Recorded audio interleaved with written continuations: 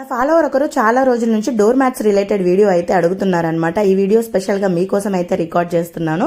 So నేను ఇంట్లో వాడే డోర్ మ్యాట్స్ అన్ని కూడా ఇవే అన్నట్టు. డోర్ మ్యాట్స్ కొనేటప్పుడు నేను కొన్ని టిప్స్ అయితే ఫాలో అవుతాను.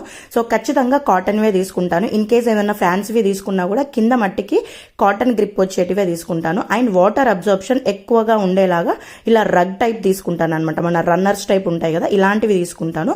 సో ఇలాంటివి తీసుకోవడం వల్ల ఏంటంటే వాటర్ పడ్డా కూడా తొందరగా పీల్చేసుకుంటాయి, స్మెల్ రాకుండా ఉంటాయి. పల్చటి డోర్ మ్యాట్స్ తీసుకోవడం వల్ల తొందరగా తడైపోతుంటాయి. ఆ తడి వల్ల వాసన వస్తుంటది, దానివల్ల ఫంగస్ అదంతా కూడా డెవలప్ అవుతా ఉంటది అనమాట. సో దానికన్నా థిక్ డోర్ మ్యాట్స్ తీసుకోండి. బాత్రూమ్స్ దగ్గర నేను ఇలా రబ్బర్ గ్రిప్ ఉన్నాయి అయితే తీసుకుంటాను అన్నట్టు. వాటర్ ఎక్కువ పడేస్తుంటారు పిల్లలు ఉన్నప్పుడు. సో రబ్బర్ గ్రిప్ ఉన్నదైతే అస్సలు కదలకుండా ఉంటది. పైన కూడా ఇట్లా ఫర్ టైప్ తీసుకుంటాను.